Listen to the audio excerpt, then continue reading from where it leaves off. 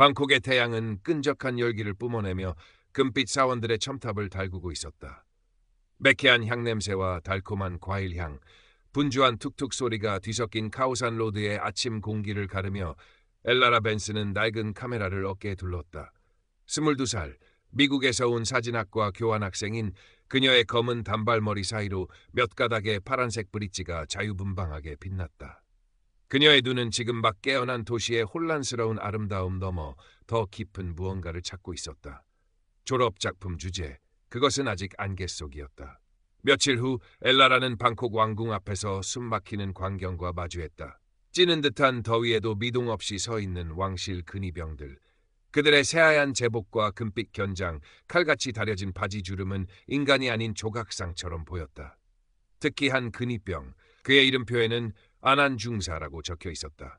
그의 굳게 담은 입술과 모든 것을 꿰뚫어보는 듯한 날카로운 눈빛은 엘라라의 심장을 두근거리게 만들었다. 저 완벽한 통제와 엄격함 뒤에는 어떤 인간이 숨쉬고 있을까? 어쩌면 저것이 바로 그녀가 찾던 주제일지도 몰랐다. 규율이라는 갑옷 뒤의 맨 얼굴. 엘라라는 카메라 렌즈를 통해 아난중사를 바라보았다. 셔터를 누르는 순간 그녀는 이미 그와의 보이지 않는 줄다리기를 시작했음을 예감했다.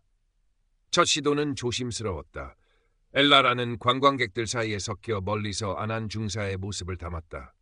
하지만 줌으로 당겨 찍은 사진들은 하나같이 생동감이 없었다.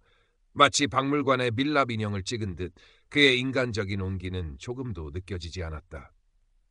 아난중사는 수많은 카메라 세례에도 익숙한 듯 엘라라의 존재를 희미하게 인식했지만 특별한 반응은 없었다.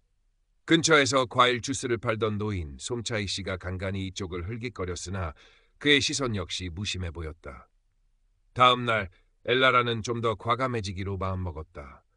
그녀는 아난중사에게 조금 더 가까이 다가갔다. 관광객 통제선으로 그어진 희미한 금을 살짝 넘기도 하고 정면이 아닌 사선에서 그의 옆모습을 포착하려 애썼다. 바로 그때였다. 아난중사의 고개가 미세하게 그녀 쪽으로 돌아갔다. 그의 목소리는 낮고 단호했다. 군푸잉 그루나 유랑 센크랍. 군푸나 유랑 센크랍. 손 뒤로 물러서 주십시오. 태국어였지만 그 의미는 명확하게 전달되었다. 엘라라는 움찔하며 한 걸음 물러섰지만 그의 목소리에서 느껴지는 차가움은 오히려 그녀의 도전의식을 자극했다. 엘라라는 아난중사의 경고를 일종의 직업적인 반응으로 치부하려 했었다. 그의 인간적인 면모를 끌어내기 위해 그녀는 다음 날 작은 미소를 지으며 그에게 다가가 영어로 말을 걸었다. 정말 더운 날씨네요. 괜찮으세요? 아난중사는 대답 대신 더욱 굳은 표정으로 정면을 응시했다. 그의 침묵은 엘라라에게 더 큰 벽처럼 느껴졌다. 며칠 동안 그녀의 시도는 계속되었다. 때로는 작은 생수병을 건네려 하기도 했고 그는 눈길조차 주지 않았다. 때로는 그의 주변을 맴돌며 다양한 각도에서 셔터를 눌렀다. 아난중사에게 엘라라의 행동은 점차 호기심 많은 관광객의 수준을 넘어서고 있었다. 그는 그녀의 행동을 왕실의 존엄성에 대한 도전이자 자신의 임무에 대한 방해로 간주하기 시작했다. 그의 경고는 점점 더 잦아졌고 어조는 눈에 띄게 차가워졌다. 여기는 사진 촬영을 위한 스튜디오가 아닙니다. 정숙해 주십시오. 그의 영어는 딱딱했고 감정은 전혀 실려있지 않았다. 솜차이 씨는 매일같이 반복되는 이 작은 소동을 말없이 지켜보았다. 그는 젊은 외국인 아가씨의 대담함과 근위병의 완고함 사이에서 어떤 긴장감을 읽었다. 하루는 엘라라가 풀이 죽어 돌아서자 솜차이 씨가 조용히 그녀에게 다가와 태국어로 말했다. 알아들을 수 없었지만 그의 눈빛과 제스처는 마치 저 친구는 보통이 아니니 너무 애쓰지 말게라고 말하는 듯했다. 엘라라는 씁쓸하게 웃으며 고개를 끄덕였다. 엘라라의 마음속에는 좌절감과 함께 묘한 오기가 뒤섞였다. 아난중사의 저 완벽한 제복과 흔들림 없는 자세 뒤에는 정말 아무것도 없는 걸까? 아니면 그 무엇인가를 필사적으로 숨기고 있는 걸까? 그녀는 왕실 근위대라는 제도와 그들이 상징하는 절대적인 권위에 대해 비판적인 시각을 갖기 시작했다. 그녀의 카메라는 이제 단순한 인물 사진을 넘어 권위와 개인이라는 더 깊은 주제를 향하고 있었다. 어느덧 시간은 흘러 엘라라의 졸업작품 마감일이 코앞으로 다가왔다. 그녀는 아직 안한 중사의 인간적인 순간을 단컷도 건지지 못했다. 마음이 조급해진 엘라라는 마지막 승부수를 던지기로 결심했다. 그날은 유난히 햇볕이 뜨거웠고 관광객들의 물결은 끝없이 이어졌다. 근위병 교대식이 진행되는 짧은 혼란을 틈타 엘라라는 안한 중사가 잠시 자리를 비운 초소 바닥에 작은 선물을 놓았다. 그것은 그녀가 밤새 정성껏 접은 하얀 종이약이었다. 태국에서도 종이약이 행운을 상징하는지는 알 수 없었지만 그녀에게는 평화와 선의를 담은 최선의 표현이었다. 종이약 아래에는 서툰 태국어로 짧은 메모를 남겼다. 제복 뒤에 당신을 봅니다. 교대식을 마치고 돌아온 안한 중사는 자신의 초소 바닥에 놓인 하얀 종이약을 발견했다. 순간 그의 미간이 꿈틀거렸다. 그는 주변을 날카롭게 둘러보았고 이내 조금 떨어진 곳에서 자신을 바라보고 있는 엘라라와 눈이 마주쳤다. 그는 종이약과 메모를 집어들었다. 짧은 메모를 읽는 그의 표정은 순식간에 싸늘하게 굳어졌다. 분노 혹은 그보다 더 복잡한 감정이 그의 눈에 스쳐 지나갔다. 그는 엘라라가 단순히 선을 넘은 것을 넘어 자신과 자신이 지키는 모든 것을 모욕했다고 판단한 듯했다. 안한 중사는 성큼성큼 엘라라에게 다가왔다. 그의 걸음걸이에는 이전과는 다른 위압감이 서려 있었다. 쿤탐 아라일롱파이, 쿤탐 아라일롱파이, 당신 무슨 짓을 한 겁니까? 그의 목소리는 낮았지만 분노로 떨리고 있었다. 그는 엘라라의 눈앞에 종이약과 메모를 흔들어 보였다. 이것이 장난으로 보입니까? 왕실 근위병을, 이 신성한 장소를 모독하는 행위입니다. 엘라라는 당황했지만 물러서지 않았다. 모독이라니요? 저는 단지 당신도 감정을 가진 사람이라는 걸 표현하고 싶었을 뿐이에요. 감정? 내 임무는 감정을 드러내는 것이 아니다. 규율을 지키고 왕실의 존엄을 수호하는 것이다. 안한 중사는 엘라라의 손목을 거칠게 잡아채려 하며 소리쳤다. 당신의 그 카메라도 이리 내시오. 증거물로 압수하겠소. 엘라라는 필사적으로 카메라를 끌어안았다. 그녀의 작품, 그녀의 시선, 그녀의 모든 것이 담긴 카메라였다. 안 돼요. 이건 제 작품이에요. 당신에겐 아무것도 아닐지 몰라도 저에겐 전부라고요. 두 사람 사이에 격렬한 몸싸움이 벌어졌다. 안한 중사의 힘을 당해낼 수 없었던 엘라라의 손에서 결국 카메라가 빠져나가 바닥에 떨어졌다. 둔탁한 소리와 함께 렌즈가 산산조각 나는 소리가 울려 퍼졌다. 주변의 관광객들이 경악하며 비명을 질렀고 몇몇은 이 충격적인 장면을 휴대폰으로 촬영하기 시작했다.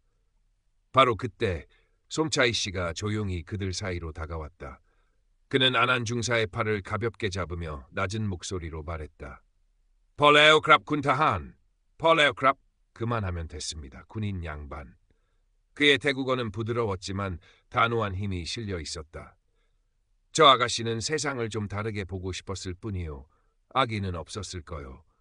안한 중사는 순간적으로 흔들리는 듯 보였다. 솜차이 씨는 이 거리에서 오랫동안 장사를 해온 모두가 존경하는 노인이었다. 그러나 안한 중사는 곧 평정을 되찾으려는 듯 더욱 냉정한 표정으로 엘라라를 쏘아보았다. 그는 관광경찰을 부르겠다고 선언했다. 엘라라는 깨진 카메라 렌즈 조각들을 망연자실하게 내려다보았다. 눈물이 핑 돌았지만 그녀는 이를 악물었다. 그리고 천천히 고개를 들어 안한 중사를 똑바로 응시했다. 그녀의 목소리는 떨렸지만 눈빛은 그 어느 때보다 단단했다. 당신은 틀렸어요. 당신의 그 잘난 규칙과 제복 뒤에는 아무것도 없어요. 텅 빈 껍데기일 뿐이라고요. 당신은 그저 두려운 거예요. 진짜 모습을 보이는 것이. 잠시 후 관광경찰 2명이 현장에 도착했다. 상황은 이미 한바탕 소란이 휩쓸고 지나간 뒤였다. 솜차이 씨는 차분하게 자신이 본 상황을 설명했고 몇몇 용기 있는 관광객들도 엘라라가 심한 위협을 당했다고 증언했다. 깨진 카메라와 엘라라의 절박한 표정, 그리고 안한 중사의 여전히 격앙된 태도는 누가 봐도 정상적인 상황은 아니었다. 안한 중사가 제시한 왕실 모독이라는 주장은 솜차이 씨의 증언과 주변 정황들로 인해 과잉 대응으로 무게가 실렸다. 결국 엘라라는 정식 입건되지 않고 가벼운 훈방 조치로 풀려났다. 오히려 안한 중사가 상부로부터 불필요한 마찰 야기 및 관광객 대상 상황 관리 미흡에 대한 조사를 받게 될 것이라는 암시가 주어졌다. 그의 완벽해 보였던 군 생활에 작은 흠집이 생긴 순간이었다. 그는 여전히 자신의 행동이 정당했다고 믿으려 했었지만 엘라라의 마지막 외침과 솜차이 씨의 조용한 질책은 그의 귓가에, 그리고 어쩌면 마음속 어딘가에 잔물결처럼 남아 맴돌았다. 엘라라는 부서진 카메라를 들고 왕궁을 나섰다. 따가운 햇살 아래 방콕의 소음이 평소보다 더 멀게 느껴졌다. 마음은 산산조각난 렌즈처럼 아팠지만 이상하게도 가슴 한구석에서는 작은 해방감이 느껴졌다. 부당함에 맞서 자신의 목소리를 냈다는 사실, 그것은 깨진 카메라보다 더 값진 경험일지도 몰랐다. 그녀는 이제 자신이 어떤 사진을 찍고 어떤 이야기를 세상에 전해야 할지 어렴풋이 알 것 같았다. 그것은 더 이상 제복 뒤의 인간을 찾는 순진한 호기심이 아니었다. 그것은 권위라는 이름 아래 짓밟히는 개인의 존엄성, 침묵을 강요하는 사회의 폭력성에 대한 날카로운 질문이 될 터였다. 며칠 후 엘라라는 방콕의 한 작은 카메라 수리점에서 자신의 카메라를 맡기고 나왔다. 수리비는 만만치 않았지만 그녀는 아르바이트를 해서라도 반드시 고치고 말리라 다짐했다.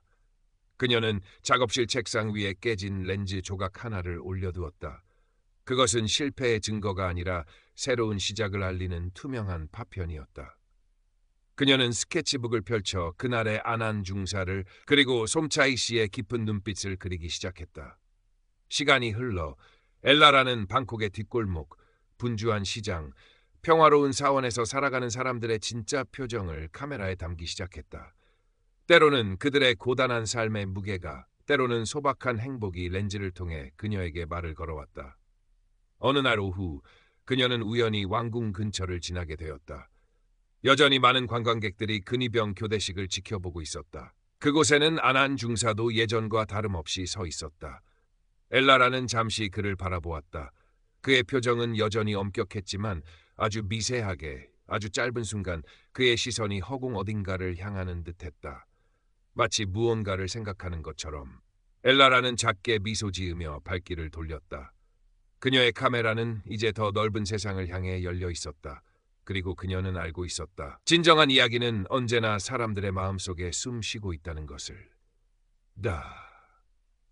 방콕의 태양은 끈적한 열기를 뿜어내며 금빛 사원들의 첨탑을 달구고 있었다.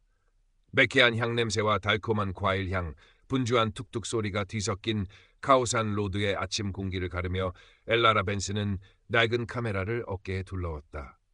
22살. 미국에서 온 사진학과 교환학생인 그녀의 검은 단발머리 사이로 몇 가닥의 파란색 브릿지가 자유분방하게 빛났다. 그녀의 눈은 지금 막 깨어난 도시의 혼란스러운 아름다움 너머 더 깊은 무언가를 찾고 있었다. 졸업작품 주제, 그것은 아직 안개 속이었다. 며칠 후 엘라라는 방콕 왕궁 앞에서 숨막히는 광경과 마주했다. 찌는 듯한 더위에도 미동 없이 서 있는 왕실 근위병들. 그들의 새하얀 제복과 금빛 견장, 칼같이 다려진 바지 주름은 인간이 아닌 조각상처럼 보였다. 특히 한 근위병, 그의 이름표에는 아난 중사라고 적혀 있었다. 그의 굳게 담은 입술과 모든 것을 꿰뚫어보는 듯한 날카로운 눈빛은 엘라라의 심장을 두근거리게 만들었다. 저 완벽한 통제와 엄격함 뒤에는 어떤 인간이 숨쉬고 있을까? 어쩌면 저것이 바로 그녀가 찾던 주제일지도 몰랐다. 규율이라는 갑옷 뒤의 맨 얼굴. 엘라라는 카메라 렌즈를 통해 아난 중사를 바라보았다. 셔터를 누르는 순간 그녀는 이미 그와의 보이지 않는 줄다리기를 시작했음을 예감했다. 첫 시도는 조심스러웠다. 엘라라는 관광객들 사이에 섞여 멀리서 아난 중사의 모습을 담았다. 하지만 줌으로 당겨 찍은 사진들은 하나같이 생동감이 없었다. 마치 박물관의 밀랍 인형을 찍은 듯 그의 인간적인 온기는 조금도 느껴지지 않았다. 아난 중사는 수많은 카메라 세례에도 익숙한 듯 엘라라의 존재를 희미하게 인식했지만 특별한 반응은 없었다. 근처에서 과일 주스를 팔던 노인 솜차이 씨가 간간히 이쪽을 흘깃거렸으나 그의 시선 역시 무심해 보였다. 다음 날 엘라라는 좀 더 과감해지기로 마음먹었다. 그녀는 아난 중사에게 조금 더 가까이 다가갔다. 관광객 통제선으로 그어진 희미한 금을 살짝 넘기도 하고 정면이 아닌 사선에서 그의 옆모습을 포착하려 했었다. 바로 그때였다. 아난 중사의 고개가 미세하게 그녀 쪽으로 돌아갔다. 그의 목소리는 낮고 단호했다. 군 부잉, 그루나 유랑센 크랍? 군잉 루유랑신, 아가씨. 태국어였지만 그 의미는 명확하게 전달되었다. 엘라라는 움찔하며 한 걸음 물러섰지만 그의 목소리에서 느껴지는 차가움은 오히려 그녀의 도전의식을 자극했다. 엘라라는 아난 중사의 경고를 일종의 직업적인 반응으로 치부하려 했었다. 그의 인간적인 면모를 끌어내기 위해 그녀는 다음 날 작은 미소를 지으며 그에게 다가가 영어로 말을 걸었다. 정말 더운 날씨네요. 괜찮으세요? 아난 중사는 대답 대신 더욱 굳은 표정으로 정면을 응시했다. 그의 침묵은 엘라라에게 더 큰 벽처럼 느껴졌다. 며칠 동안 그녀의 시도는 계속되었다. 때로는 작은 생수병을 건네려 하기도 했고 그는 눈길조차 주지 않았다. 때로는 그의 주변을 맴돌며 다양한 각도에서 셔터를 눌렀다. 아난 중사에게 엘라라의 행동은 점차 호기심 많은 관광객의 수준을 넘어서고 있었다. 그는 그녀의 행동을 왕실의 존엄성에 대한 도전이자 자신의 임무에 대한 방해로 간주하기 시작했다. 그의 경고는 점점 더 잦아졌고 어조는 눈에 띄게 차가워졌다. 여기는 사진 촬영을 위한 스튜디오가 아닙니다. 정숙해 주십시오. 그의 영어는 딱딱했고 감정은 전혀 실려있지 않았다. 솜차이 씨는 매일같이 반복되는 이 작은 소동을 말없이 지켜보았다. 그는 젊은 외국인 아가씨의 대담함과 근위병의 완고함 사이에서 어떤 긴장감을 읽었다. 하루는 엘라라가 풀이 죽어 돌아서자 솜차이 씨가 조용히 그녀에게 다가와 태국어로 말했다. 알아들을 수 없었지만 그의 눈빛과 제스처는 마치 저 친구는 보통이 아니니 너무 애쓰지 말게라고 말하는 듯했다. 엘라라는 씁쓸하게 웃으며 고개를 끄덕였다. 엘라라의 마음속에는 좌절감과 함께 묘한 오기가 뒤섞였다. 아난 중사의 저 완벽한 제복과 흔들림 없는 자세 뒤에는 정말 아무것도 없는 걸까? 아니면 그 무엇인가를 필사적으로 숨기고 있는 걸까? 그녀는 왕실 근위대라는 제도와 그들이 상징하는 절대적인 권위에 대해 비판적인 시각을 갖기 시작했다. 그녀의 카메라는 이제 단순한 인물 사진을 넘어 권위와 개인이라는 더 깊은 주제를 향하고 있었다. 어느덧 시간은 흘러 엘라라의 졸업작품 마감일이 코앞으로 다가왔다. 그녀는 아직 아난 중사의 인간적인 순간을 단 한 컷도 건지지 못했다. 마음이 조급해진 엘라라는 마지막 승부수를 던지기로 결심했다. 그날은 유난히 햇볕이 뜨거웠고 관광객들의 물결은 끝없이 이어졌다. 근위병 교대식이 진행되는 짧은 혼란을 틈타 엘라라는 아난 중사가 잠시 자리를 비운 초소 바닥에 작은 선물을 놓았다. 그것은 그녀가 밤새 정성껏 접은 하얀 종이약이었다. 태국에서도 종이약이 행운을 상징하는지는 알 수 없었지만 그녀에게는 평화와 선의를 담은 최선의 표현이었다. 종이약 아래에는 서툰 태국어로 짧은 메모를 남겼다. 제복 뒤에 당신을 봅니다. 교대식을 마치고 돌아온 아난 중사는 자신의 초소 바닥에 놓인 하얀 종이약을 발견했다. 순간 그의 미간이 꿈틀거렸다. 그는 주변을 날카롭게 둘러보았고 이내 조금 떨어진 곳에서 자신을 바라보고 있는 엘라라와 눈이 마주쳤다. 그는 종이약과 메모를 집어들었다. 짧은 메모를 읽는 그의 표정은 순식간에 싸늘하게 굳어졌다. 분노 혹은 그보다 더 복잡한 감정이 그의 눈에 스쳐 지나갔다. 그는 엘라라가 단순히 선을 넘은 것을 넘어 자신과 자신이 지키는 모든 것을 모욕했다고 판단한 듯다.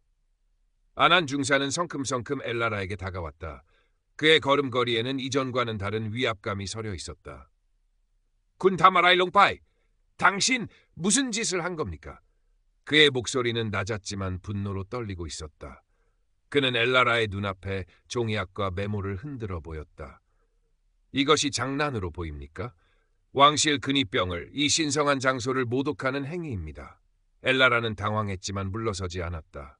모독이라니요. 저는 단지 당신도 감정을 가진 사람이라는 걸 표현하고 싶었을 뿐이에요. 감정? 내 임무는 감정을 드러내는 것이 아니다. 규율을 지키고 왕실의 존엄을 수호하는 것이다. 아난 중사는 엘라라의 손목을 거칠게 잡아채려 하며 소리쳤다. 당신의 그 카메라도 이리 내시오. 증거물로 압수하겠소. 엘라라는 필사적으로 카메라를 끌어안았다. 그녀의 작품, 그녀의 시선, 그녀의 모든 것이 담긴 카메라였다. 안 돼요. 이건 제 작품이에요. 당신에겐 아무것도 아닐지 몰라도 저에겐 전부라고요. 두 사람 사이에 격렬한 몸싸움이 벌어졌다. 아난 중사의 힘을 당해낼 수 없었던 엘라라의 손에서 결국 카메라가 빠져나가 바닥에 떨어졌다. 둔탁한 소리와 함께 렌즈가 산산조각 나는 소리가 울려 퍼졌다. 주변의 관광객들이 경악하며 비명을 질렀고 몇몇은 이 충격적인 장면을 휴대폰으로 촬영하기 시작했다. 바로 그때 솜차이 씨가 조용히 그들 사이로 다가왔다. 그는 아난 중사의 팔을 가볍게 잡으며 낮은 목소리로 말했다. 펄 에어크랍 군타한. 펄크랍 군타한. 그만하면 됐습니다, 군인 양반. 그의 태국어는 부드러웠지만 단호한 힘이 실려 있었다. 저 아가씨는 세상을 좀 다르게 보고 싶었을 뿐이요. 악의는 없었을 거요. 아난 중사는 순간적으로 흔들리는 듯 보였다. 솜차이 씨는 이 거리에서 오랫동안 장사를 해온 모두가 존경하는 노인이었다. 그러나 아난 중사는 곧 평정을 되찾으려는 듯 더욱 냉정한 표정으로 엘라라를 쏘아보았다. 그는 관광경찰을 부르겠다고 선언했다. 엘라라는 깨진 카메라 렌즈 조각들을 망연자실하게 내려다보았다. 눈물이 핑 돌았지만 그녀는 이를 악물었다. 그리고 천천히 고개를 들어 아난 중사를 똑바로 응시했다. 그녀의 목소리는 떨렸지만 눈빛은 그 어느 때보다 단단했다. 당신은 틀렸어요. 당신의 그 잘난 규칙과 제복 뒤에는 아무것도 없어요. 텅 빈 껍데기일 뿐이라고요. 당신은 그저 두려운 거예요. 진짜 모습을 보이는 것이. 잠시 후 관광경찰 2명이 현장에 도착했다.